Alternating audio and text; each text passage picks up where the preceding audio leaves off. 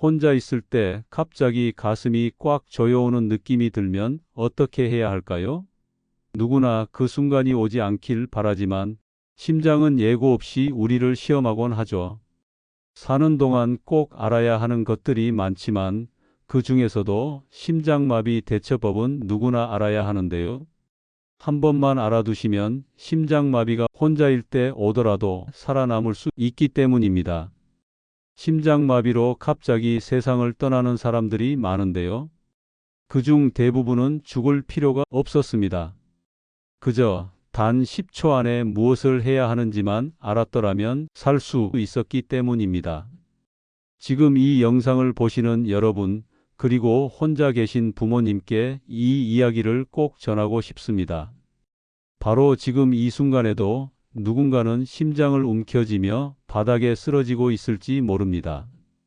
많은 분들이 심장마비가 오면 드라마에서처럼 갑자기 악 하고 소리 지르며 쓰러지는 줄 아시는데요. 실제로는 훨씬 더 조용하게 다가옵니다. 평소와는 다른 아주 미세한 차이를 느낄 수 있어야 하는데요.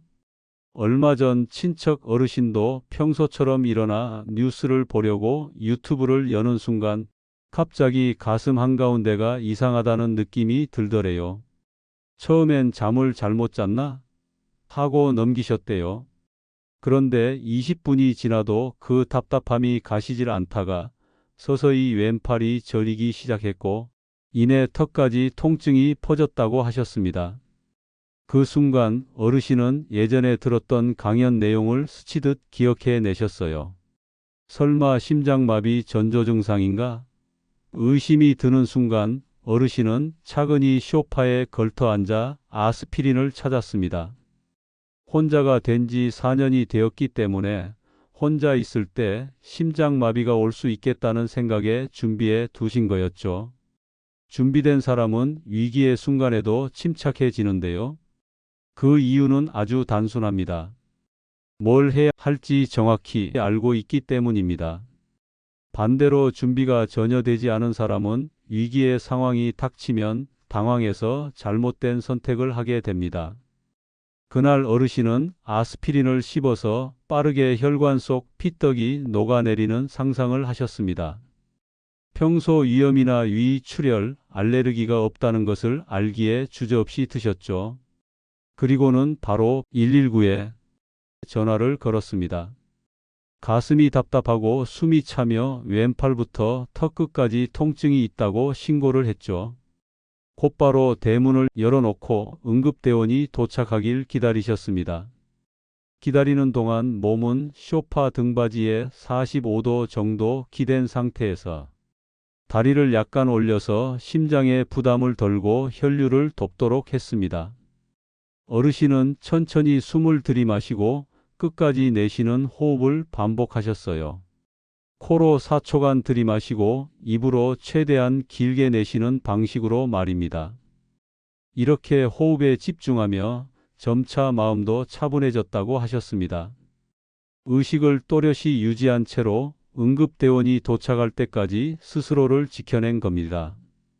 그리고 놀라운 일이 벌어졌습니다. 병원에 도착한 지 30분도 안 되어 심장 시술을 마쳤고 의료진도 어떻게 하셨는지 물으실 정도로 심장 손상도 거의 없었다고 하셨습니다. 응급처치를 이렇게 완벽하게 한 분은 드물다고요. 여성은 팔보다 턱에 먼저 통증이 올 수 있는데요. 특별한 이유 없이 기진맥진한 느낌이 있다면 심장마비 전조 증상일 수 있습니다.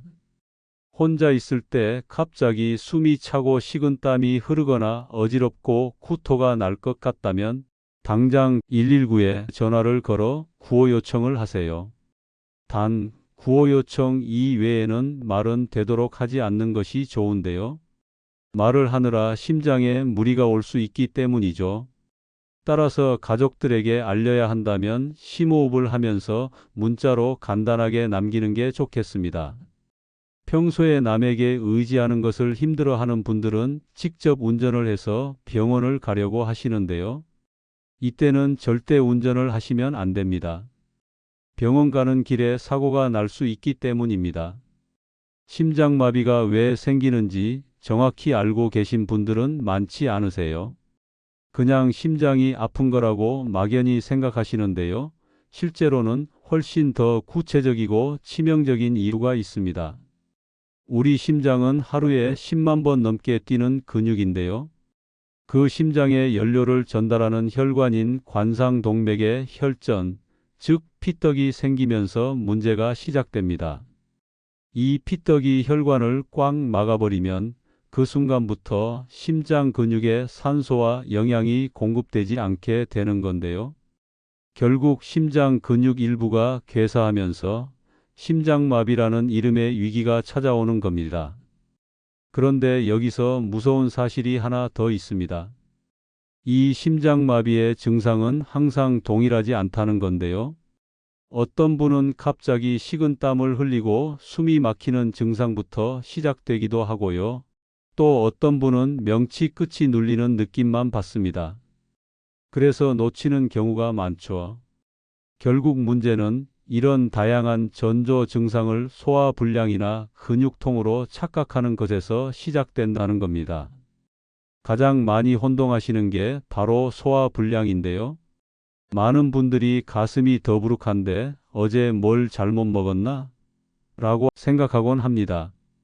만약 이 증상이 30분 이상 지속되고 휴식을 해도 호전되지 않는다면 그때는 심장 문제를 의심하셔야 합니다. 또 한 가지는 왼쪽 어깨 결림인데요. 평소 담이 자주 오는 분들은 특히 착각하시기 쉽겠죠. 그런데 심장 문제일 경우엔 어깨뿐 아니라 팔과 턱까지 통증이 퍼진다는 특징이 있습니다. 단순히 한 부위만 아픈 게 아니라 마치 전기처럼 번져가는 느낌이 든다면 절대 그냥 넘기면 안 됩니다. 그리고 또 의외로 많이 혼동하시는 게 치통인데요. 특히 여성분들 중엔 턱이 뻐근해서 치과 예약했어요 라고 하시는 경우가 많습니다. 그런데 그 통증이 명확한 위치 없이 턱 전체가 묵직하게 아픈 느낌이라면 심장 전조 증상일 수 있습니다. 치과에 갔다가 응급실로 옮겨진 사례도 발생하곤 합니다. 결과적으로 평소 경험하던 통증과 다르게 느껴지면서 그 통증이 30분 이상 지속되거나 점점 강해진다면 절대로 허투루 넘기지 말고 심장을 먼저 의심해 보세요. 이쯤에서 많은 분들이 꼭 아스피린이 있어야 하냐고 묻곤 하는데요. 아스피린을 먹는 이유는 단순히 진통 때문이 아닙니다. 아스피린은 혈액의 순환을 도와주기 때문에 심장마비 생존율을 올려주는 건데요. 따라서 가장 중요한 건 심장마비, 전조 증상이 왔을 때만큼은 아스피린을 그냥 삼키기보다 씹어서 복용하라는 것입니다. 그렇다면 어디에 두는 게 좋을까요? 평소 자주 머무는 장소에 두는 게 좋은데요. 낮은 서랍보다는 위쪽에 보관하시는 걸 권장드립니다. 이유는 긴급 상황에서 몸을 굽히거나 찾는데 시간을 허비할 수 있기 때문입니다. 혹시라도 약이 없더라도 불안해하실 필요는 없습니다. 아스피린은 있으면 생존율을 높이는 보조수단이지 생존의 전부는 아니기 때문입니다. 하지만 미리 준비할 수 있다면 아주 작은 확률이라도 높이는 게 좋겠죠? 만약 위장 질환이 있으시거나 아스피린 알레르기가 있다면 아스피린 복용은 하지 말아야 하는데요. 지금 이 영상을 보시는 분들 중 이런 생각 드시는 분들도 계실 거예요. 나는 괜찮을 거야. 혹은 설마 나에게 그런 일이 생기겠어? 거의 모든 사람들이 자신에게는 없을 일이라 단정합니다. 하지만 통계는 정직합니다.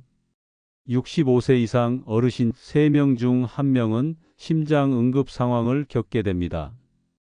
그리고 그중 80%는 혼자 있을 때 발생하고요. 이건 남의 이야기가 아닙니다. 바로 우리 이야기입니다. 만약 가족과 함께 산다 해도 24시간 늘 붙어 지낼 수 없는 만큼 평소에 만반의 준비를 해두시는 게 좋습니다. 준비는 이렇게 하시면 되는데요. 휴대폰에 긴급 연락 기능을 설정해 두시고 스마트폰 잠금 화면에 혈액형, 복용 중인 약, 병력 정보를 기록해 두세요. 아스피린은 손에 쉽게 닿는 위쪽에 미리 준비해 두시고요. 냉장고와 같이 잘 보이는 곳에 응급 행동 지침을 붙여두면 준비는 끝이 납니다. 아주 사소하다고 생각이 드시겠지만 준비를 위한 단 5분을 내지 않았을 때 생명을 달리할 수 있다는 사실을 기억하세요. 혹시 혼자 계신 부모님이 걱정되신다면 이 영상을 부모님께 꼭 전달해 주세요. 가족과 함께 산다면 오늘 저녁에 같이 이 내용을 함께 읽고 연습해 보세요. 그리고 지금 이 순간 댓글에 이렇게 남겨주세요. 나는 반드시 살아남는다. 이 말은 그저 문장이 아니라 여러분 자신과의 약속입니다. 준비된 사람은 두렵지 않습니다. 냉장고에 항상 들어있는 계란, 먹는 방법이 따로 있다는 얘기 들어보셨나요? 어떤 분은 계란이 건강에 좋다고 해서 아침마다 빠짐없이 챙겨 먹어야 한다고 하고, 또 어떤 분은 콜레스테롤 때문에 먹지 않아야 한다고도 하고요. 참 의견이 분분한 음식입니다. 계란은 정말 그렇게 위험한 음식일까요? 아니면 우리가 제대로 몰라서 생긴 오해일까요? 저희 어머니는 오랫동안 계란을 일절 드시지 않았는데요. 언젠가 건강에 안 좋다는 이야기를 들으셨기 때문입니다. 그런데 최근에 근육이 너무 많이 빠지셔서 지팡이 없이는 걷기조차 힘든 상태가 되셨습니다. 3년 전에 비해서 근육량이 무려 20%나 줄어들었다고 하더라고요.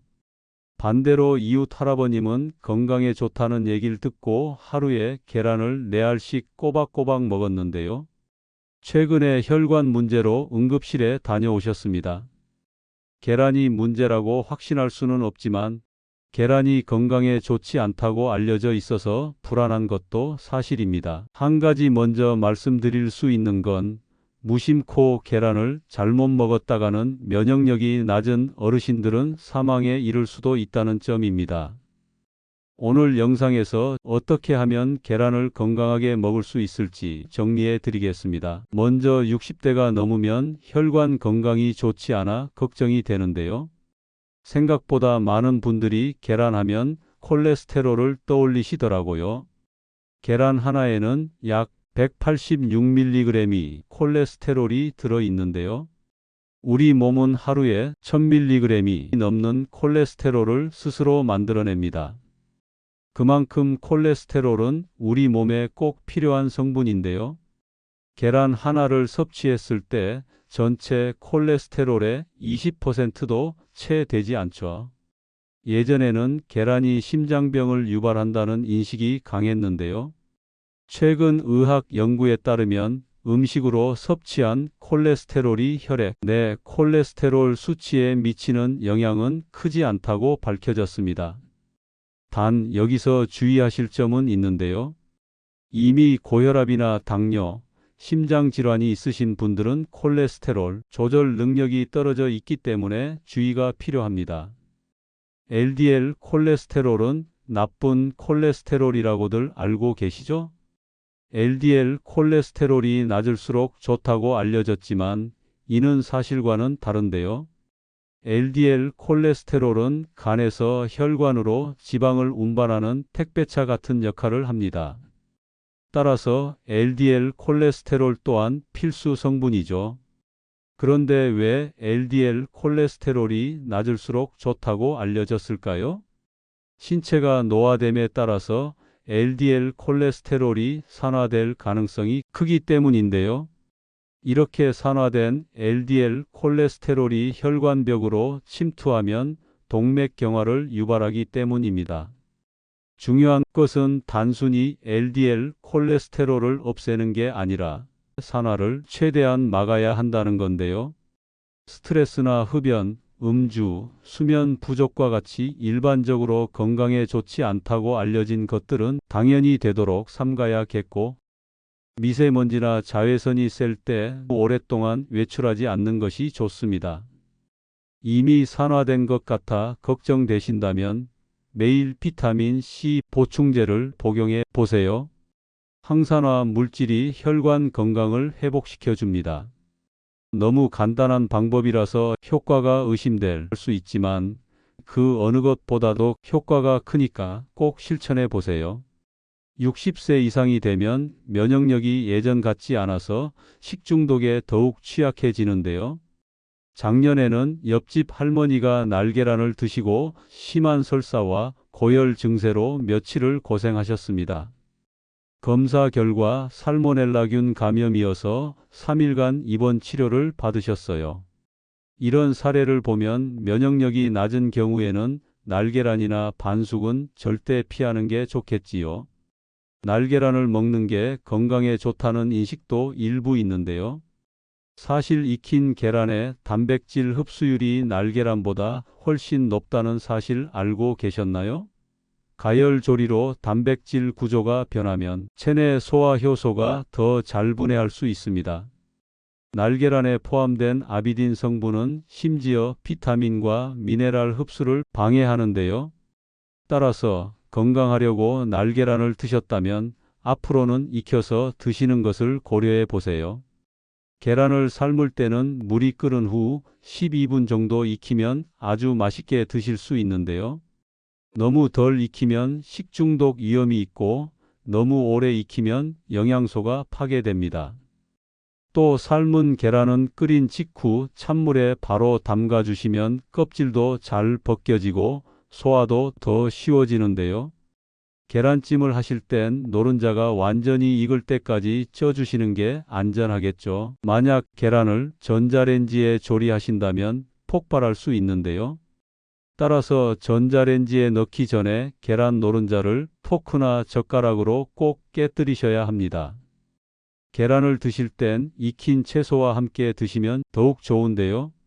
채소에 들어있는 항산화 성분이 콜레스테롤 흡수를 조절해 주기 때문입니다.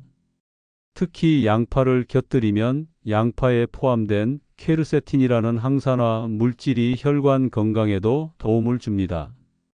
베이컨이나 치즈처럼 포화지방이 많은 음식과 함께 드시면 혈관에 큰 부담이 된다고 알려져 있는데요. 사실은 설탕이나 과일 같은 당류가 혈관을 망가뜨리는 주범이라고 밝혀졌습니다. 따라서 계란을 달지 않은 음식과 함께 먹는다면 계란에 포함된 단백질이 근육을 유지시키는데 큰 도움이 됩니다. 계란 한 알에는 단백질 6g이 들어있는데요. 일반적으로 체중 1kg당 1.2g의 단백질이 필요하다고 하니까 계란 3-4알이면 하루에 필요한 단백질의 반절 정도를 채울 수 있습니다. 더불어 계란의 단백질에는 트립토판이라는 성분이 들어있는데요. 이 트립토판이 기분을 안정화시키고 잠을 잘 자게 도와줍니다. 만약 우울감이 자주 느껴진다면 매일 계란을 챙기는 것을 추천드립니다. 계란을 언제 먹느냐에 따라서 영양 흡수율이 달라질 수 있다고 하는데요. 이유는 섭취한 계란의 단백질이 하루 종일 근육 합성에 도움을 주기 때문입니다. 반면 저녁 늦게 드시거든 소화가 덜 되어 수면에 방해가 될 수 있는데요. 나이가 들수록 위장의 운동 기능도 떨어지기 때문에 늦은 저녁에 단백질 위주의 음식은 피하시는 게 좋겠습니다. 나이가 들수록 치매 걱정 많으시죠? 계란에는 단백질뿐만 아니라 뇌 건강에 좋은 콜린이라는 성분도 들어있는데요. 콜린 섭취가 충분한 노인들이 그렇지 않은 분들보다 치매 발생률이 30% 낮았다는 연구 결과가 있으니까 조금씩이라도 꾸준하게 섭취해 보세요. 게다가 계란의 노른자에는 눈 건강에 중요한 루테인과 제아잔틴이 풍부하게 들어있어서 황반변성을 예방하는 데도 효과적이라는 사실 알고 계셨나요? 황반변성은 70대 이상에서 실명을 일으키는 주요 원인 중 하나이기 때문에 나이가 들수록 계란을 꾸준히 드신다면 눈 건강도 함께 챙기실 수 있습니다. 혹시 계란이 변비를 유발한다는 이야기를 들어보셨나요? 그런데 이는 사실이 아닙니다. 계란에 주로 포함된 단백질과 지방은 거의 다 몸에 흡수되어서 변으로 배출되는 양이 극히 적습니다. 다시 말해서 계란만 먹고 대변량이 적어지는 것은 매우 정상적인 것입니다.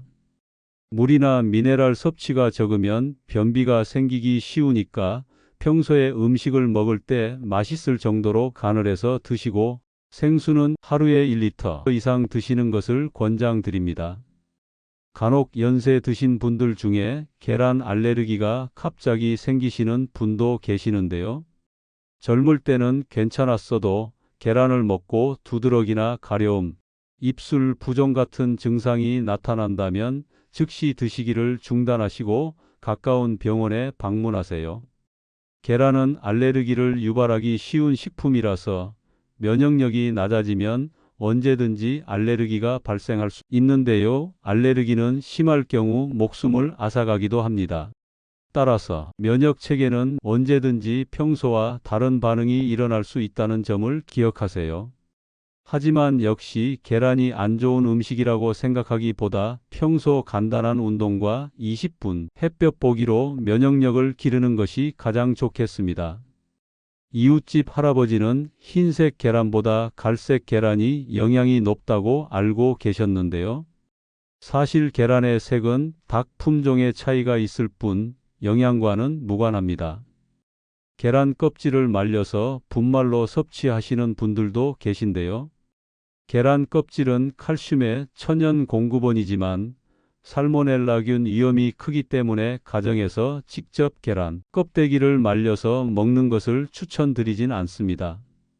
특히 칼슘은 너무 많이 섭취하면 오히려 뼈에 있던 칼슘까지 배출하니 너무 많이 먹지 않는 것이 좋겠습니다. 계란은 대량으로 구입하는 게 더 저렴해서 한 번에 많이 사서 오래 두고 드시는 분들이 계신데요. 냉장고 문이 아니라 안쪽 선반에 보관하셔야 온도 변화가 적습니다. 보통 3주 이내에 드시는 게 가장 안전한데요. 표기된 유통기한이 지나도 소비기한은 2, 3주 늦으니까 냉장고에 보관한 계란은 신선도를 측정해 보고 드시면 됩니다. 계란을 물에 넣었을 때 둥둥 뜨면 상했을 확률이 크니까 버리면 됩니다. 간혹 껍질을 씻으려는 분들도 계신데요. 계란 껍질을 씻으면 오히려 세균이 침투하기 쉬워지니까 헹구고 싶거든 먹기 직전에 재빠르게 헹구어서 잘 익혀서 드시기 바랍니다. 계란에도 계절 변화가 있는 것을 알고 계신가요? 여름철에는 산란율이 줄어들고 껍질이 얇아지는 경향이 있는데요. 이는 닭의 체온 조절 때문이고 껍질이 얇은 만큼 깨질 위험도 커질 테니까 여름철엔 신선도 확인을 더욱 철저히 하시는 게 좋겠죠. 신장 질환이 있으신 분들, 특히 투석을 받거나 신장 기능이 떨어진 상태라면 단백질 섭취에 있어서 계란도 조심하셔야 합니다. 간 기능이 저하된 분들도 마찬가지인데요. 계란의 콜레스테롤을 잘 처리하지 못하면 신장이나 간에 부담이 간다는 주장도 있는데요. 하지만 반대로 계란 속 레시틴이라는 성분이 간에 저장된 지방을 사용해 지방간 예방에 긍정적인 역할을 합니다. 따라서 사람마다 계란의 효능이 다를 수 있으니 지병이 있으신 경우엔 담당 의사에게 먹어도 좋은지 꼭 상의하셔야 합니다. 계란은 오랫동안 하루에 한 알까지만 먹어야 한다고 오해를 받았는데요. 계란 노른자에 들어있는 지방이 혈관을 망가뜨릴 수 있다고 생각했기 때문이었습니다. 하지만 계란은 단백질과 지방, 각종 미네랄이 포함된 훌륭한 식재료인데요. 오히려 노른자에는 질이 좋은 지방과 우리 몸에 꼭 필요한 비타민과 콜린, 루테인과 같은 영양소가 아주 풍부하게 들어 있습니다. 특히 혈당 지수가 0에 가까운 식품인 만큼 당뇨가 있는 분들이 건강하게 드실 수 있는 안전식품이죠. 따라서 알려진 것과 달리 건강을 위한답시고 흰자만 골라 드시는 일은 하지 않아도 되는데요. 앞서 말씀드린 대로 신장이나 간이 안 좋은 분들만 양을 조절해서 드시면 되고 별다른 건강 문제가 없을 땐 먹고 싶은 만큼 드셔도 됩니다. 오늘 이야기가 도움이 됐다면 구독 버튼 눌러주세요. 가족들과 이 영상도 꼭 함께 나눠주세요. 건강은 나 혼자만의 일이 아니니까요. 건강한 하루 되세요. 감사합니다.